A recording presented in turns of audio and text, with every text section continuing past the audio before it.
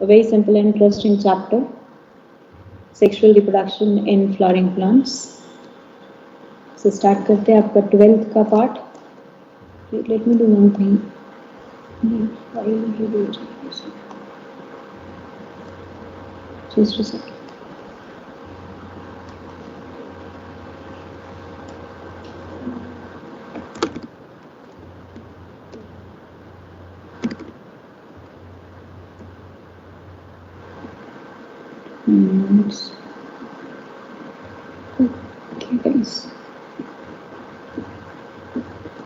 Okay, everyone. So let's move to this now. Number first, moving to sexual reproduction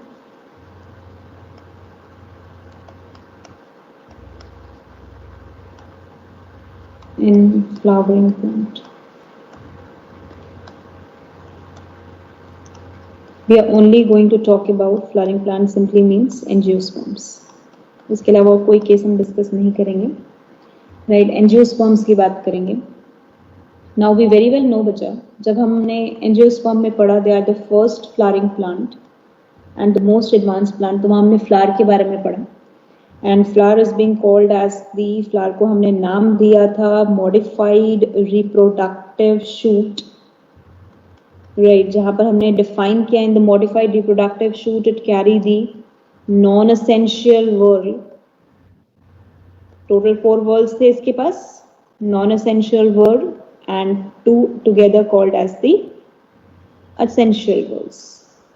non essential whorls को हमने categorize कर दिया into calyx and corolla, and essential whorls को categorize कर दिया androecium and gynoecium. Right, अब non essential whorls तो already हम मॉर्फोलॉजी में डिटेल में पढ़ चुके हैं, तो we are not going to talk about that.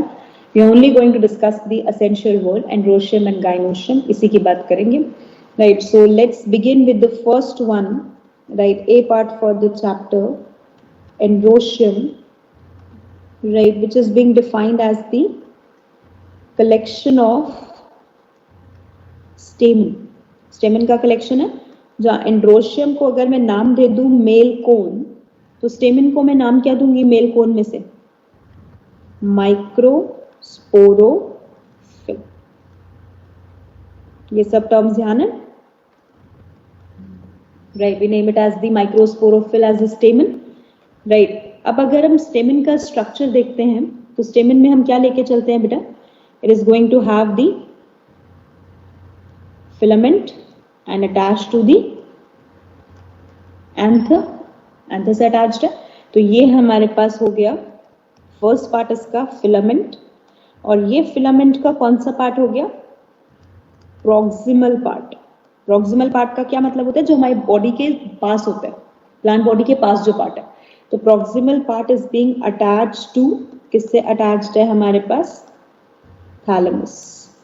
Thalamus से अटैच्ड है. राइट, और ये इसका कौन सा पार्ट हो गया? Distal part. And distal part is being attached to anther. Distal का मतलब डिस्टेंस, जो दूर है.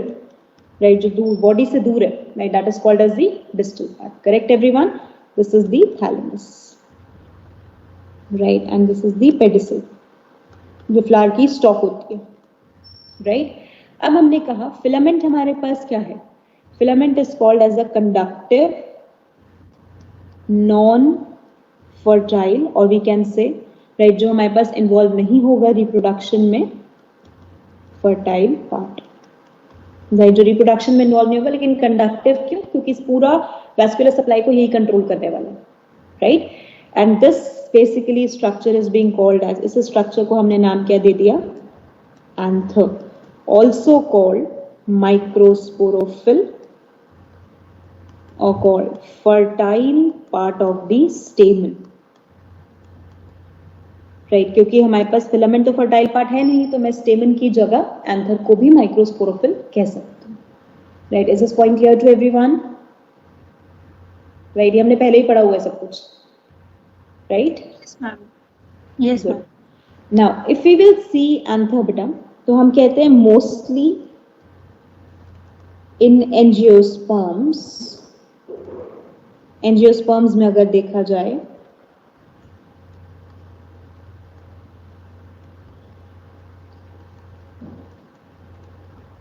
anther is bilobed and dithecous in nature with tetrasporangiate development.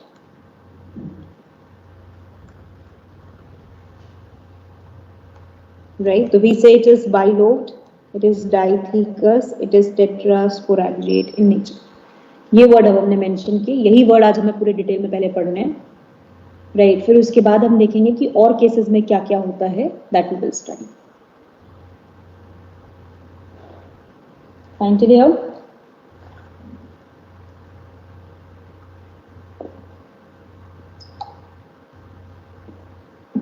Yes, ma'am. Okay guys, now अब अगर हम यहाँ पर सबसे पहले देखें डेवलपमेंट ऑफ एंथर, फिर देखेंगे स्ट्रक्चर ऑफ एंथर. पहले तो डेवलपमेंट कैसे हुई हमारे पास वो देखनी जरूरी है, फिर स्ट्रक्चर. तो development we will say it is eusporangiate development, और ये वर्ड पहले ही पढ़ा था हमने. यूस्पोरेंजिएट का मतलब क्या होता है? That is sporangium form from the mass of the cell, right, not from the collective structure. Right, तो अब देखो हमारे पास क्या होता है इसके अंदर और कैसे हम इसका डेवलपमेंट पूरा अच्छे से एंथर का देखते हैं, how the development actually occur. Now we say बच्चा, जब हमने एंथर का डेवलपमेंट शुरू किया तो वो डेवलपमेंट शुरू किया हमने आर्कीस्पोरियल सेल से, archesporium cell. Right, archesporium cell is called as the mother cell. जिस सेल से अब मैं एंथर का बनना सिखा रही हूँ अभी, फिर उसके बाद आगे के डेवलपमेंट आएंगे एक स्टेप करके. तो आर्कीस्पोरियम सेल है हमारे पास. राइट, इस आर्कीस्पोरियम सेल ने राइट सबसे पहले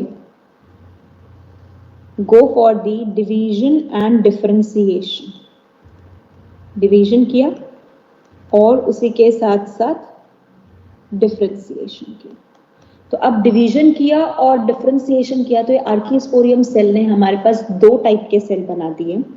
right, one is called as the outer cell and another is called as the parietal cell. Right, जो ये outer cell थे they get differentiated, इन्होंने अपने आप की layers को increase किया, differentiated as, ये differentiate हो गए epidermal layer और epidermis. तो कौन सी layer में differentiate हो गए हमारे पास? epidermis. parietal cell हमारे पास divide करे सबसे पहले, और डिवाइड होने के बाद they will form outer parietal cell and hypodermal strip. Hypodermal strip. जो आउटर पेराइटल सेल है हमारे पास, they will go for the differentiation और डिफरेंशिएटेड एज, वो डिफरेंशिएट हुए हमारे पास outer parietal cell in the two endothecium and middle layer, and the third layer they form as the tapetum. Is this point clear? Right, hypodermal strip will differentiate as, ये differentiate किसकी तरह हो गए? Microsporangium.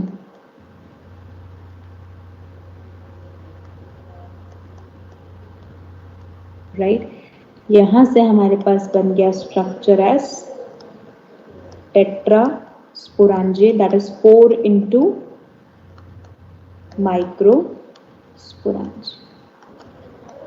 Is this point clear? Now tell me, microsporangium की development from the archisporium cell or from the hypodermal strip of the archisporium cell?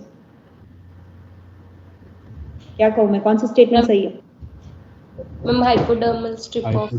Is it forming from the part of the archisporium cell? Yes. अगर part से बन रहा है हमारे पास तो development कैसी हो गई? Eusporangiate development. मीनिंग समझ आया सबको अच्छे से? Yes ma'am. राइट, और यही हमने डिफाइन कर दिया एपिडर्मिस, एंडोथीशियम, ये वन लेयर, ये भी one layer, middle layer 2 to 3 and tapetum. They all will be named as, इनको together क्या नाम दे दें? Anther wall.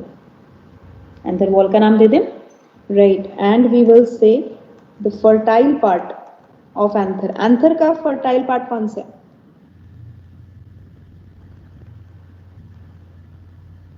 Microsporangium, also called as the pollen sac, is formed from, is microsporangium pollen sac formed from, NCERT में ये line लिखी हुई है, hypodermal strip of the archisporial cell, or hypodermal strip of archisporium cell or archisporial cell.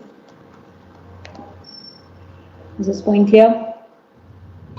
Ma'am हाँ जी ma'am ये समझ नहीं आ रहा है, ये मैम आपने जो बनाया है, मैम ऐसे पढ़ा यही वाला मैम आपने जो बनाया है पूरा चार्ट ऐसे नहीं पढ़ा।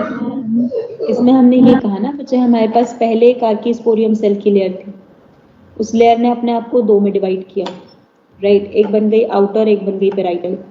फिर आउटर वाले ने अपने आप को एज इट इज रख लिया एज एपिडर्मिस, पेराइटल वाले ने दो लेयर बना दी, राइट? एक हो गया आउटर पेराइटल, एक हो गया हमारे पास हाइपोडर्मल। अब एपिडर्मिस तो एज इट इज रह गई, आउटर पेराइटल ने बाकी की आगे की 3 लेयर और बना दी, राइट? तो ये हो गया एंडोथीशियम, ये हो गया मिडल लेयर और ये हो गया टैपेटम। अंदर के जो स्पोरेंजियम थे उसने यहाँ पर 4 स्पोरेंजियम बना दिए हाइपोडर्मिस में।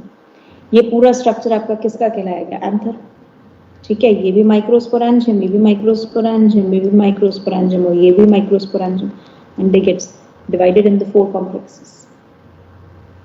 अब समझ आया? Yes ma'am. Correct. So we are just dividing the layer and we are letting it differentiate. हम डिवाइड कर रहे हैं और उसको डिफरेंशिएट करने दे रहे हैं, तो आराम से डिफरेंशिएट कर सके, अपने फंक्शन को अटेन करे, अपने प्रॉपर स्ट्रक्चर को अटेन करें and form a new structure. Done?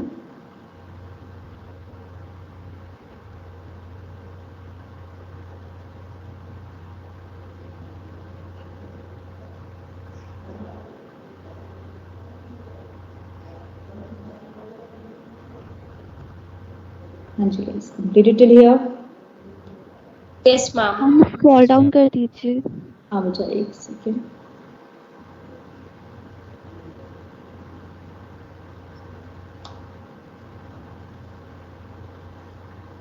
Right, और कोई डाउट इसके अंदर, कोई point?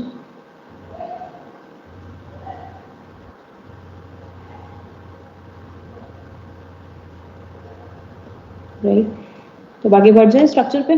Structure of anther. Ma'am ma'am microsporangium ma'am tetrasporangiate के अंदर है ना? टेट्रास्पोरेंजिएट का मतलब क्या? 4 माइक्रोस्पोरेंजियम। माइक्रोस्पोरेंजियम को ही आप टेट्रास्पोरेंजिएट डेवलपमेंट कह रहे हो कि 4 माइक्रोस्पोरेंजियम बन गए आपके पास। ठीक है, अब समझ आया पॉइंट? डन है यहाँ तक? Okay everyone, so let's begin with the part as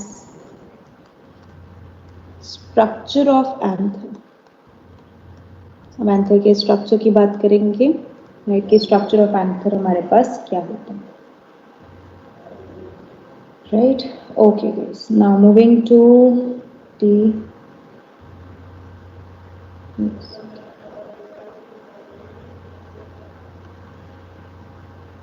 complete. हाँ जी गाइस, अब एंथर का स्ट्रक्चर अगर हम डिफाइन करते हैं, थोड़ा बहुत सबको ध्यान है क्योंकि ये पार्ट तो 12th का होता है, तो बच्चों को ध्यान होता है 12th वाला पार्ट। बहुत ध्यान से एक एक स्ट्रक्चर में पार्ट की लेबलिंग, उसी के बाद फिर मैं स्टार्ट करूंगी इसमें डिस्कशन से।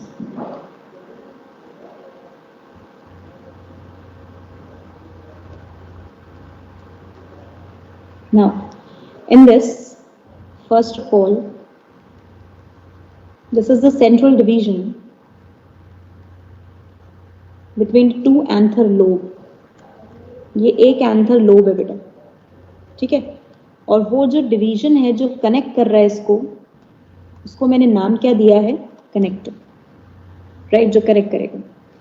जो आउटर मोस्ट लेयर यहां मैंने बनाई है, दिस इज एपिडर्मिस, जो सबसे पहली लेयर बन चुकी है, राइट। अब एपिडर्मिस के नीचे हमारे पास a layer will be formed, जो यहां पर नहीं होगी इस पॉइंट पे।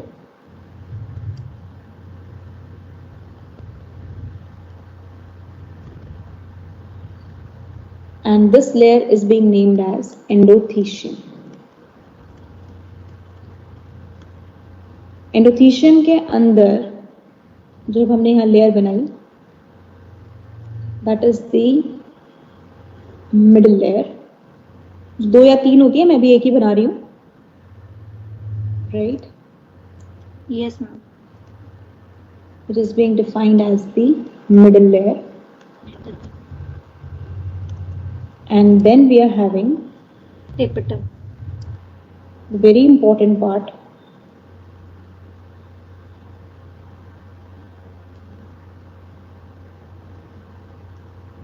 मैम हाँ जी बेटा, एंथर लोब हम जो हमने बीच में पार्टीशन किया है उसके एक साइड पूरे को बोलते हैं ना। This is the tapetum, and internally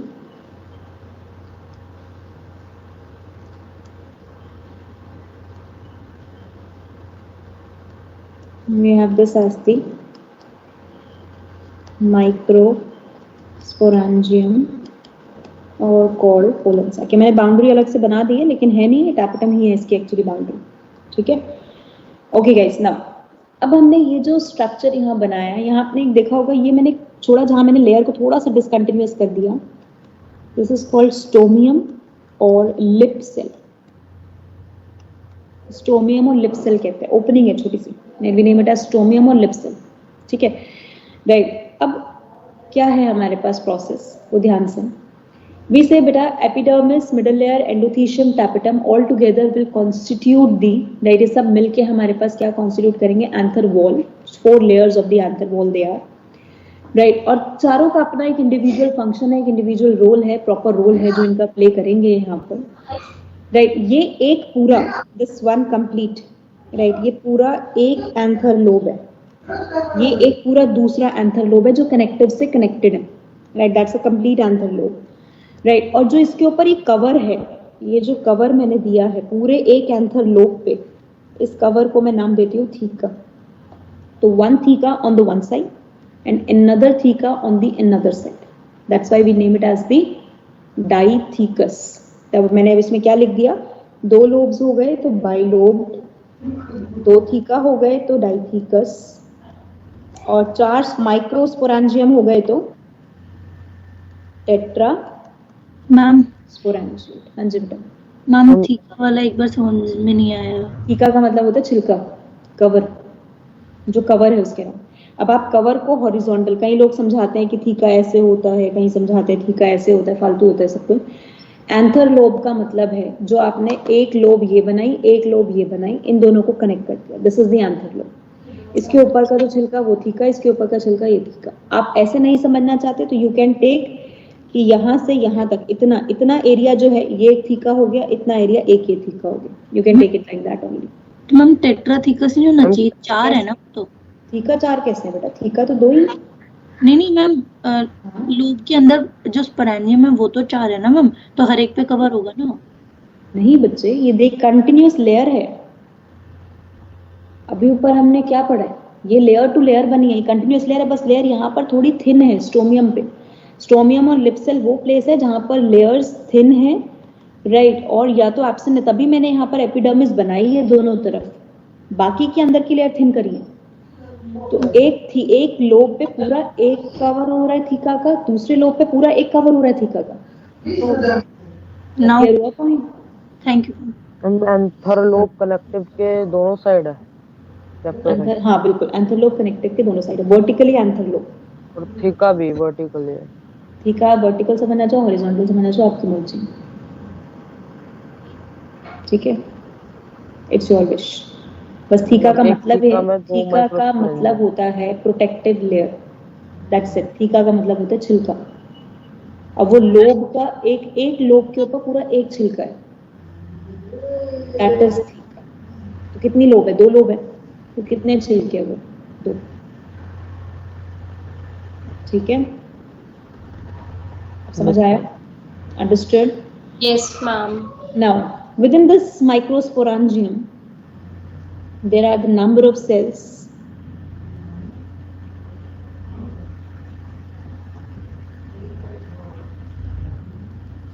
बहुत सारे सेल्स हैं इसके पास,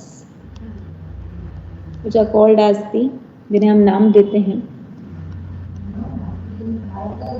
sporangium cells. इसका माइक ऑन है बेटा, म्यूट योरसेल्फ।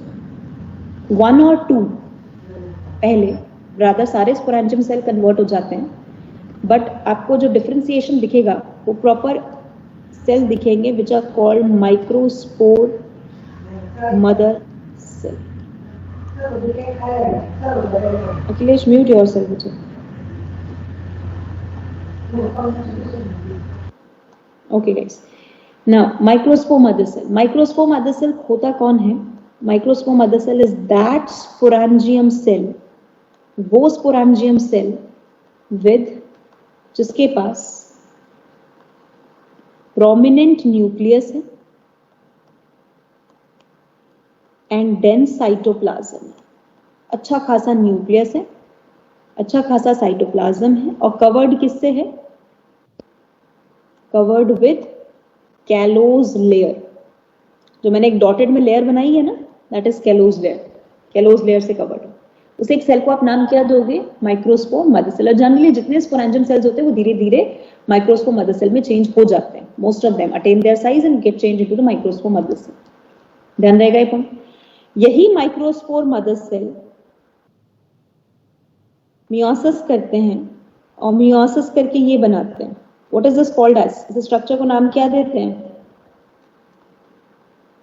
माइक्रोस्पोर टेट्राड कहते हैं। Microspore tetrad, yes Yes, ma'am. Right, जिसमें एक क्या होता है हमारे पास? सिंगल इज दी माइक्रोस्पोर, एक अकेला माइक्रोस्पोर प्रेजेंट है, राइट। अब यही माइक्रोस्पोर बाहर आ जाते हैं। मैं चारों में बेटा अलग अलग स्टेज दिखा रही हूँ कैसे डेवलपमेंट चल रही है। These are the microspores which are N, microspore mother cell 2N, sporangium cell 2N, microspores. Or can I say developing pollen grain? Developing microspore mother cell के अंदर माइक्रोस्पोर टेट्राड है। बिल्कुल बच्चे, उसी में मियोसिस होता है तब बनता है। माइक्रोस्पोर मदर सेल की वॉल तो रहेगी ना, इंटरनल मियोसिस होता है उसके अंदर। नाउ अब ये माइक्रोस्पोर हमारे पास डेवलप हो जाते हैं एज किसकी तरह? ये स्ट्रक्चर्स कौन से हो गए हमारे पास? Pollen grain. Pollen grain. अब डेवलपमेंट समझ आई? पहले क्या था आपके पास? Microspore mother cell. Microspore mother cell ने सबसे पहले क्या बनाया? Microspore tetrad. माइक्रोस्पोर टेट्राड जो आपका बना, माइक्रोस्पोर टेट्राड में सारे माइक्रोस्पोर टेट्राड टूट गया, राइट। माइक्रोस्पोर बाहर आ गए। माइक्रोस्पोर ने डेवलप करके अपने आप को किसमें चेंज कर दिया? Pollen grain. क्या इस वजह से आप माइक्रोस्पोरेंजियम को नाम दे सकते हो pollen sac? Yes guys. Now can I say microsporangium as pollen sac? Yes, ma'am. यहाँ तक पॉइंट क्लियर सबको अच्छे से? Yes, पूरा ma'am. स्टेज डेवलपमेंट क्लियर है इसका? Good, right. Now note it down. Ma'am Then I'll start with the discussion of each and every part. हाँ जी। Ma'am diagram थोड़ा छोटा अच्छा आपने कर ही दिया। जो ये स्पोरेंजियम है ये पोलन ग्रेन ही है फिर कुछ नहीं है? स्पोरेंजियम तो स्ट्रक्चर है बेटा। Microsporangium is the complete structure जिसमें पोलन ग्रेन बनती है।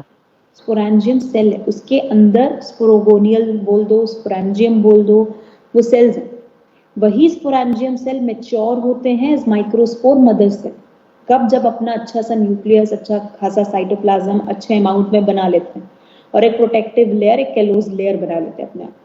वही माइक्रोस्पोर अब meiosis, microspore mother cell meiosis करते हैं और माइक्रोस्पोर टेट्राड बनाते हैं जो अभी भी उस कैलोज वॉल से ढके हुए हैं। जब कैलोज वॉल टूटती है तो सारे माइक्रोस्पोर वहां से रिलीज हो जाते हैं। जैसे ही माइक्रोस्पोर वहां से रिलीज हो गए, वो माइक्रोस्पोर अब पोलन ग्रेन बनना शुरू होते हैं and now they become the pollen grain. Completed? अब समझ आया point? Yes good, right. Note हो गया स्ट्रक्चर सबका? मैम स्टोमियम क्या करता है? स्टोमियम इज लिप, स्टोमियम ही वही पोर्शन होगा जिसकी वजह से रिलीज कर पाओगे। स्टोमियम इज लिप जिसकी वजह से आप वो बर्स्ट होगा, स्टोमियम से ही एंथर ओपन होगा, पोलन बाहर जाएंगे। लिप सेल इसीलिए कायम है इसको। ओके ठीक है, right. Anything else to anyone?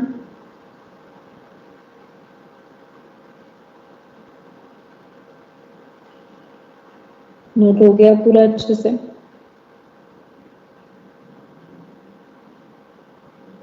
Yes, ma'am. Yes ma'am. Now let's continue with the part.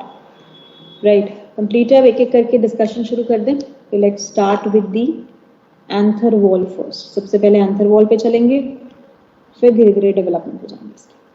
तो अब आ जाते हैं इसके फर्स्ट पार्ट पे।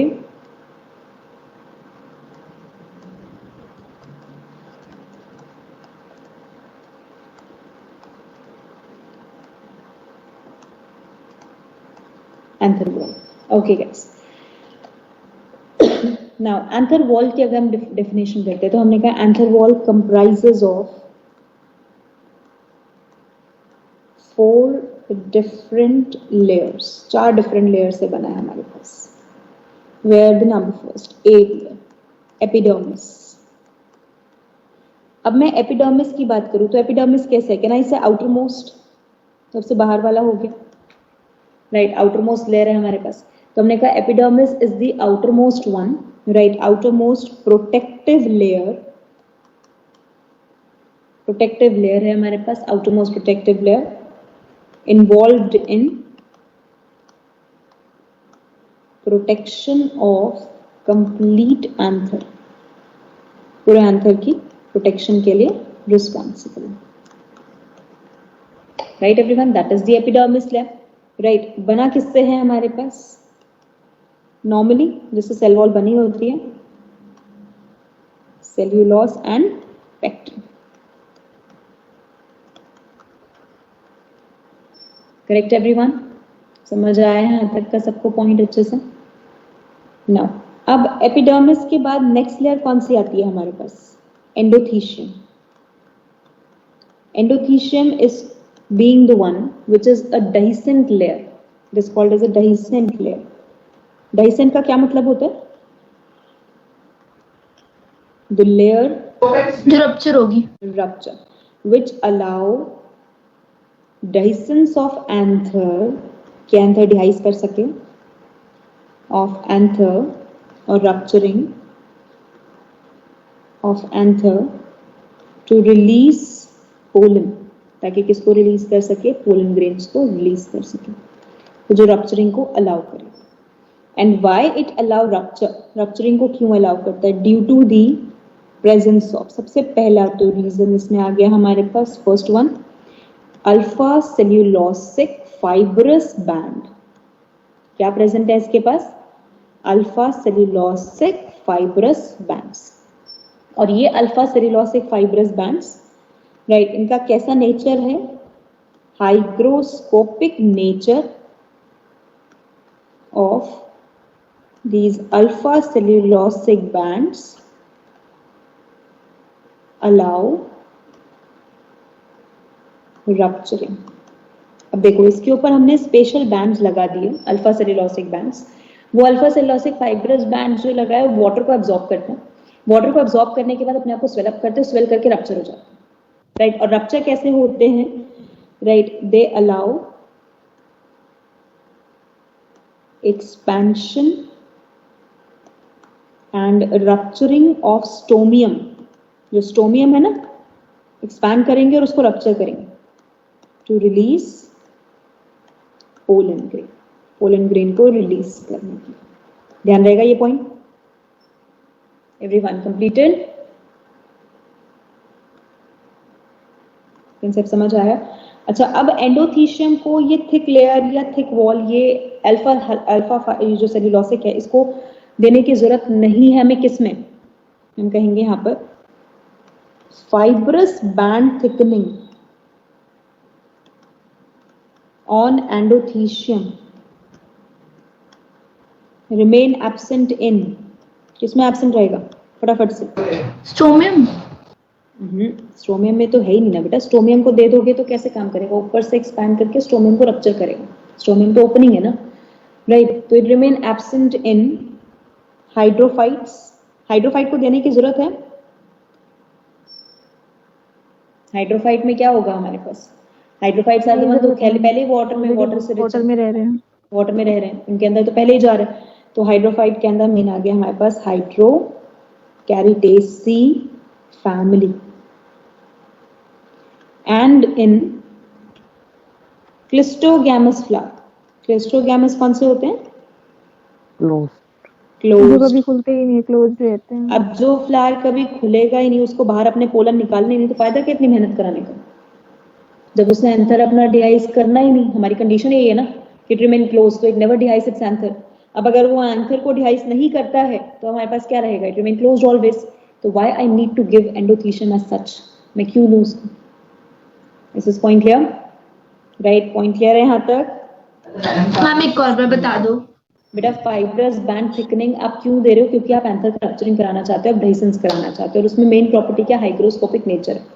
अब अगर मैं यहाँ पर कहूँ कि एंडोथीशियम जो है हमारे पास, राइट, वो हाइड्रोफाइट के अंदर जो प्रेजेंट है, हाइड्रोफाइट के अंदर जो प्रेजेंट है, उसको क्या जरूरत है? Why it need that hygroscopic nature? क्योंकि वो तो ऑलरेडी वाटर से सराउंडेड है, ठीक है, उसके अंदर आराम से पानी आ सकता है। दूसरी चीज, जो क्लोज्ड फ्लावर है, जिसको तो कभी अपना एंथर डिहाइस करना ही नहीं, क्योंकि उसको तो पॉलिनेशन कभी करना ही नहीं है। It always has to go for the self pollination.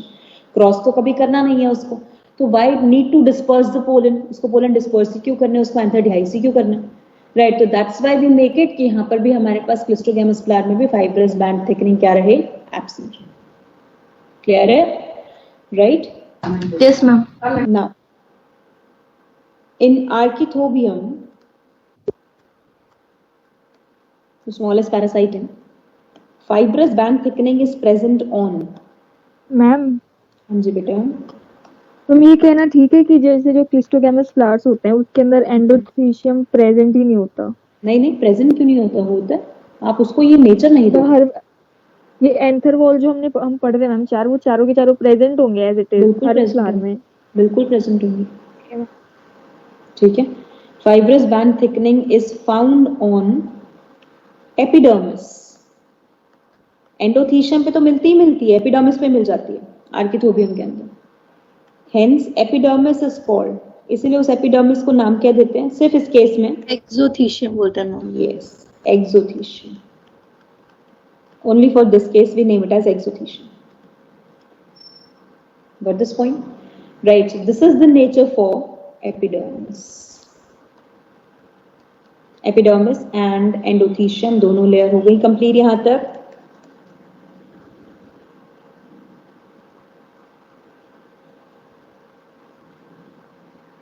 Yes everyone, complete है यहां तक पॉइंट अच्छे से?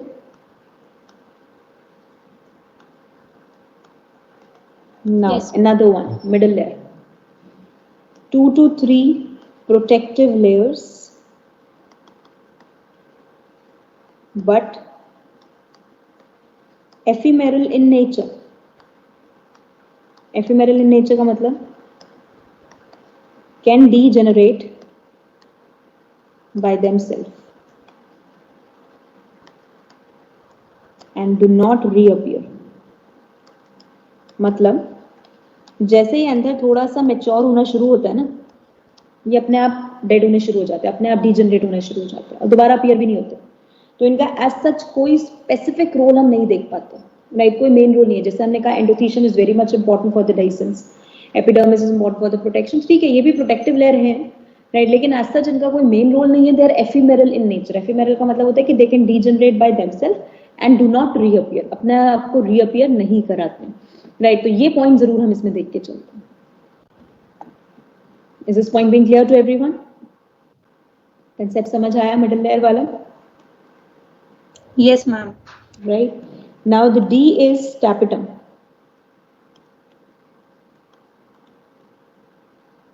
अब tapetum को कैसे डिफाइन करोगे? tapetum कैसी है हमारे पास? नरिशिंग लेयर है, राइट? तो वी सेज नरिशिंग और nurse layer with polyploidy nature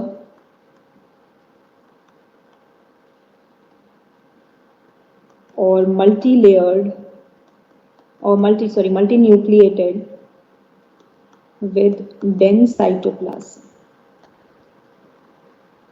Dense cytoplasm के साथ हमें multi-nucleated polyploidy nature के साथ मिलने वाली layer which is called tapetum. Right? अच्छा, प्लॉइडी क्या है इन सबकी? मिडिल लेयर की प्लॉइडी क्या है? N और 2N? 2N. 2N. Anther wall सब 2N सारे 2N है. यस. बस पॉलीप्लॉइडी एक हमारे पास पॉलीप्लॉइडी के जो टैपेटम हमारे पास एक पॉलीप्लॉइड लेयर है, राइट? तो टैपेटम में हम क्या कहते हैं basically? We says tapetum has the condition जिसमें एक सेल में या तो आपको मल्टीपल न्यूक्लियस मिलेंगे, न्यूक्लियस, तो you say the condition is multi nucleated, or you found a new cell with the nucleus with the condition 4n 8n to this. तो ये कंडीशन कौन सी हो गई हमारे पास? Polyploidy, right? तो या तो आपने प्लॉइडी को डबल कर दिया या फिर आपने क्या कर दिया उसके अंदर? Multi nucleated condition. Multi nucleated condition कैसे आ गया? Bye multiple karyokinesis. बार बार कैरियोकाइनेसिस किया, किसके बगैर? Without cytokinesis. साइटोकाइनेसिस ना करते हुए बार बार कैरियोकाइनेसिस करते रहे तो आपकी कंडीशन जनरेट हो गई कि ठीक है, मल्टी न्यूक्लिएटेड कंडीशन हो जाए. पॉलीप्लॉइडी कैसे है? When you perform एंडोमाइटोसिस. ये हमने पहले पढ़ा था, एंडोमाइटोसिस इन टैपेटम. एंडोमाइटोसिस का मतलब एंडोकैरियोकाइनेसिस. क्या आप कैरियोकाइनेसिस तो कैसे करोगे? Within nucleus, but no cytokinesis. Cytokinesis करोगे ही नहीं तो हमारे पास क्या हो जाएगा? Endomitosis, right? ध्यान है एंडोमाइटोसिस सबको कैसे करते हैं? हाँ जी बेटा. This is the nucleus. This is the G2 cell. We have this condition 1, 1, 2, 2. We will perform endoprophase. Nuclear membrane never disappear. No disappearance of nuclear membrane.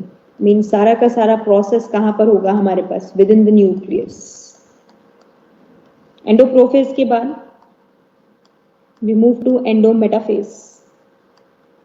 अब हमने यहाँ पर न्यूक्लियस के अंदर ही इनको अरेंज करा दिया है इस तरीके से, in this manner, right? एंडोमेटाफेज के बाद आपने एंडोएनाफेज भी कराया, राइट? और उसी के बाद आपने एंडोटीलोफेज भी कराया. बट एंडोटीलोफेज में क्या नहीं किया? No new nucleus formation. Nucleus नहीं बना. अगर आपने इनको सेपरेट भी करा दिया तो सेपरेट कराने के बाद अब इस न्यूक्लियस में क्या रह गया आपका? 4 रह गए 1 के, करेक्ट, राइट? तो अब मेरे पास 4 किसके हो गए? 1, 1, 1 एंड 2, 2, 2. होना क्या चाहिए था? मेरे पास 2 होने चाहिए थे, मेरे पास 4 हो गए. तो प्लॉइडी कितनी हो गई? 4n. This is called polyploidy.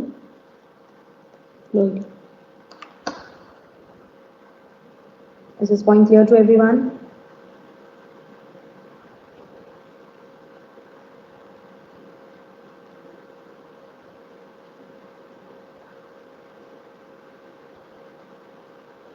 हाँ जी guys, Yes, ma'am. Clear endomitosis अच्छे से, टैपेटम ने कैसे काम किया, हाउ एंडोप्रोफेज, हाउ एंडोटीलोफेज, और ये सब कुछ हमारे पास बनता चला गया, कैसे स्टेप बाय स्टेप हम प्रोसेस आगे करते चले गए। मैम इसको हम सिनकाइशियम तो नहीं कह सकते ना? वो मल्टीन्यूक्लिएटेड है, syncytium word is used for multinucleated, but mainly for animals, plant के लिए नहीं कहते। ठीक है, यहाँ आपने न्यूक्लियस नहीं बढ़ाया बेटा, न्यूक्लियस एक ही रखा, न्यूक्लियस के अंदर का कंटेंट आपने बढ़ा दिया। ठीक है ना, कोई डाउट Yes, इसके ma'am. अंदर, तो पॉइंट और now the two types of tapetum cells are present. Tapetum cells के दो टाइप्स हैं, राइट, और वो Yes. दो टाइप्स कौन कौन से हैं हमारे पास? मैम एमीबॉइड एंड सिक्रेटरी वाले। Right. Amoeboid tapetum and another is secretory tapetum, or also called glandular tapetum.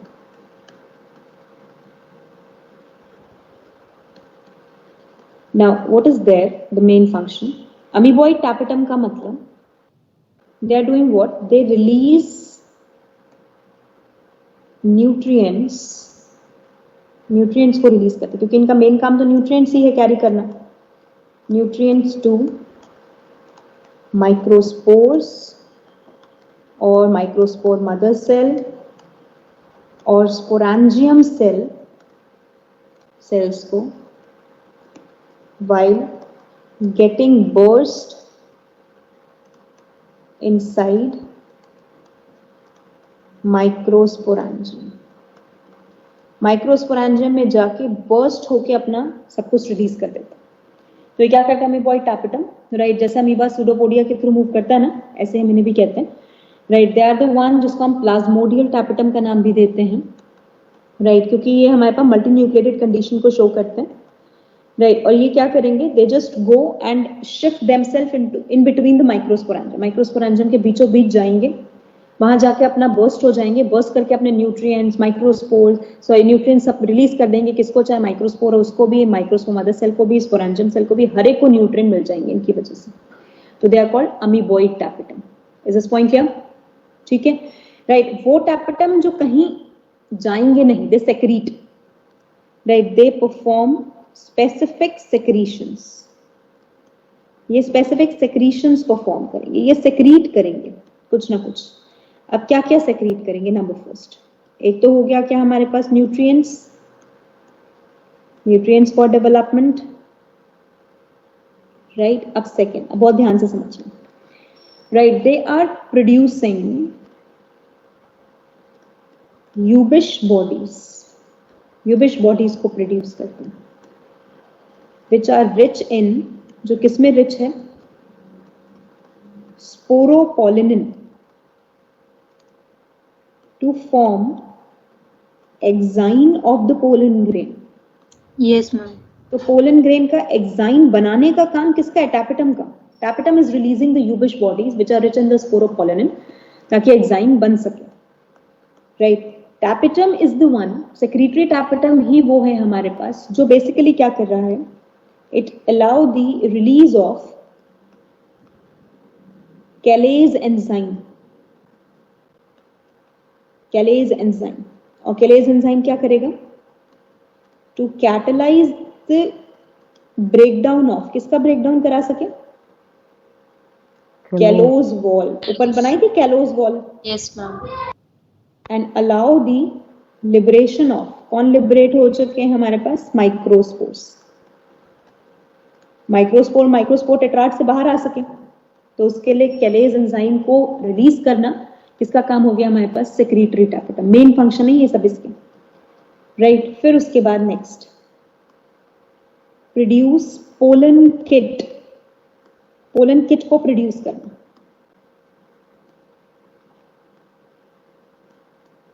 Pollen kit क्या होता है?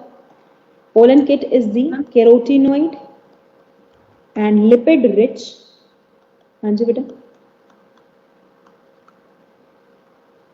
येलो डिपॉजिट इसको रिलीज किया फॉर अट्रैक्टिंग इंसेक्ट, इंसेक्ट को अट्रैक्ट करने के लिए इन एंटोमोफिलस प्लांट्स। एंटोमोफिलस प्लांट्स कौन से होते हैं? इंसेक्ट वाले। इंसेक्ट Yes, जो पॉलिनेशन किसके थ्रू कर रहे हैं? बाय इंसेक्ट, इंसेक्ट के थ्रू पॉलिनेशन। तो पोलन किट को रिलीज करना। येलो कलर का डिपॉजिट होता है, येलो कलर का डिपॉजिट होता है, पोलन के ऊपर प्रेजेंट होता है सरफेस पे। बीटी कॉटन कहाँ से आ गया?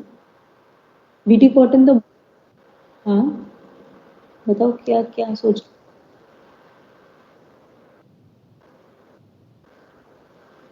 नहीं बेटा, वहां तो ये होता है बीटी कॉटन तो एक बायोटेक्नोलॉजिकली मॉडिफाइड आपने रिकॉम्बिनेंट कॉटन बनाया है, where the insect will come in the search of the food, right, जो नरिशमेंट की सर्च में आते हैं, राइट। तो वो अलग चीज है, वहां इंसेक्ट आ रहा है उसको डैमेज करने के लिए, यहाँ इंसेक्ट आ रहा है पॉलिनेशन के लिए, ठीक है, right. And the fifth one,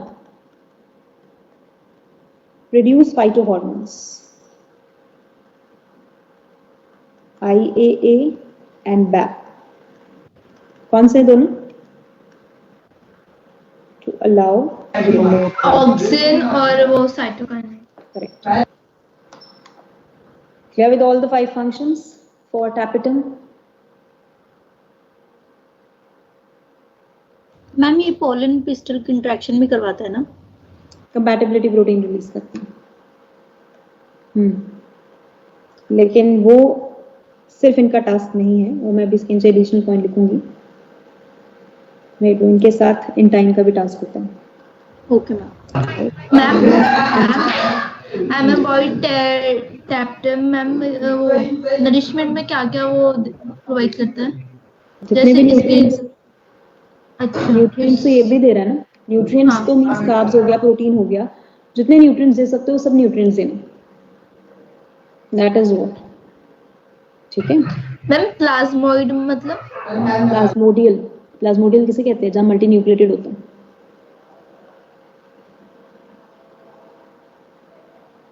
right. Noted यहां तक बचा एवरीवन? Yes, ma'am. कंप्लीट यहां तक? गुड। नाउ इसी में एक स्टार मार्क करके point, tapetum is believed to have, tapetum allow the release of compatibility proteins, लेकिन वो कौन सा tapetum करता है? This is not clear to us, तो मैंने इसलिए किसी भी में नहीं लिखा, एक एडिशनल पॉइंट लिख रही हूँ, compatibility proteins to define pollen pistol interaction. क्या ये पोलन इस पर्टिकुलर स्टिग्मा पे मैच्योर होगा या नहीं होगा?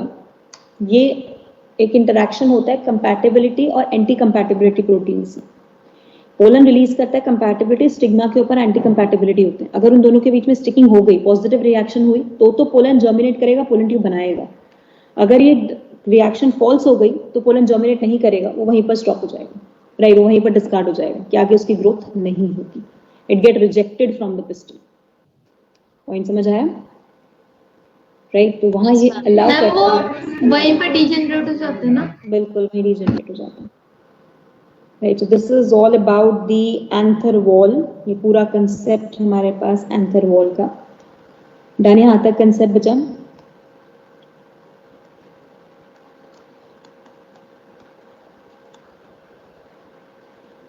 Yes ma'am.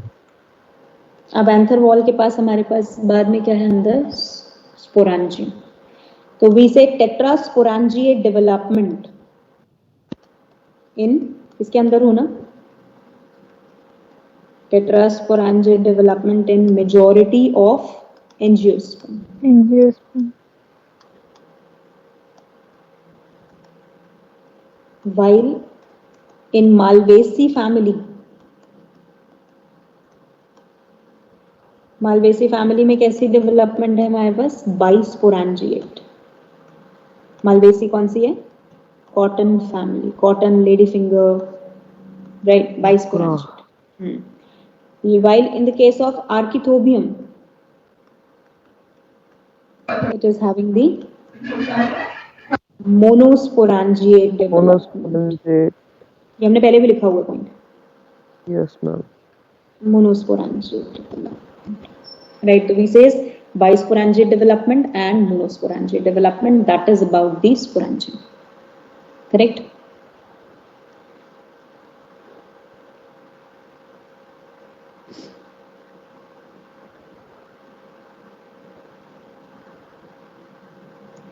अब मैं एक सिर्फ एक जनरल प्रोसेस करा रही हूँ. हाँ जी, कुछ नहीं हाँ बोलो.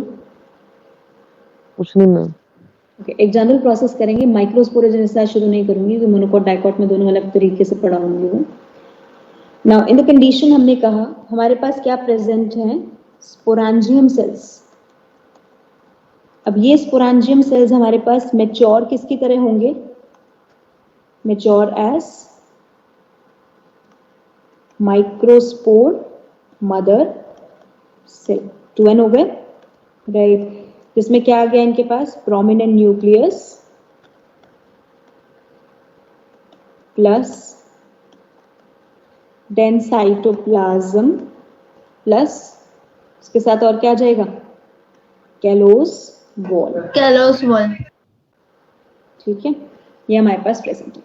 तो अब हमने कहा ये हमारे पास मेन हो गया माइक्रोस्पोर मदर सेल की पहचान.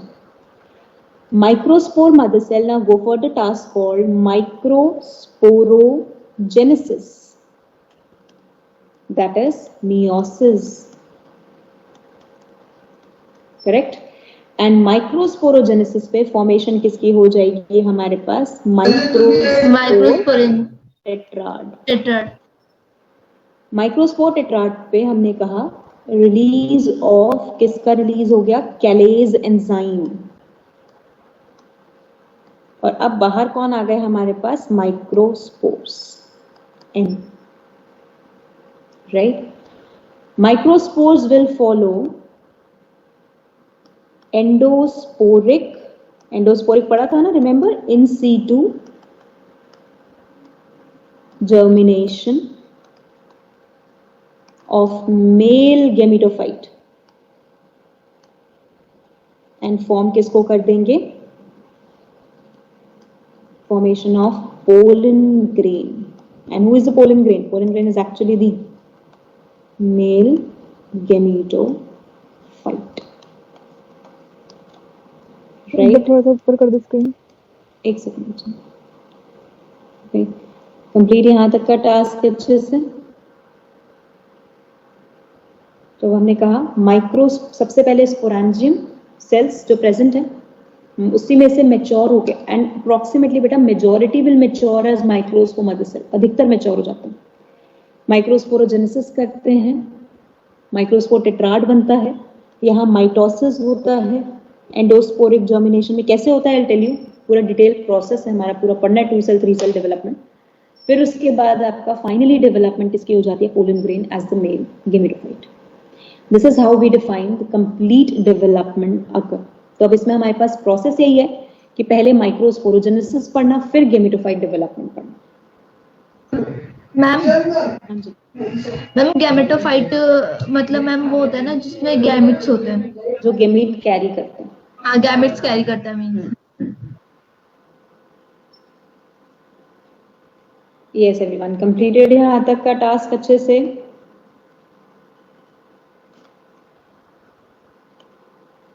Yes ma'am. डन है अच्छे से पूरा टॉपिक आज का. नेक्स्ट क्लास में पूरा मेल सिस्टम फिनिश करेंगे आपको and will start with the female system. Gynoecium से शुरू कर देंगे. तो रिवाइज स्टिल हियर. संडे में आपको पता ही है क्लास का सबको, राइट. 1 आवर जेनेटिक्स का, डाईहाइब्रिड, मोनोहाइब्रिड जितना हमने पढ़ा उसके क्वेश्चंस, राइट. एंड फिर एक बार आप ये टाइमिंग आप प्लीज पिन कर देना ग्रुप में. हाँ मैं पिन कर ग्रुप में. Anything else to anyone? मैंने नोट शेयर कर देना अभी. हाँ मैम, नोट्स अभी शेयर कर दूंगी, डोंट वरी. कोई केमिस्ट्री का कर देना, सर ने नहीं करेंगे. अच्छा, केमिस्ट्री के तो सर ही करेंगे, खैर मैं अभी कर दूंगी, ठीक है. नहीं वो कोई अच्छा करते हैं। Okay, guys. Fine. Thank you ma'am. So we'll meet you in the coming session then. Monday. Right, पहले Sunday फिर Monday. ठीक है? Okay, guys. So revise till here. Right. और कोई doubts हो आपके ITS से related? So we can have it on Sunday. Fine. Okay ma'am. Okay ma'am. Bye. Take care. Enjoy. Study very well. Okay. Ma'am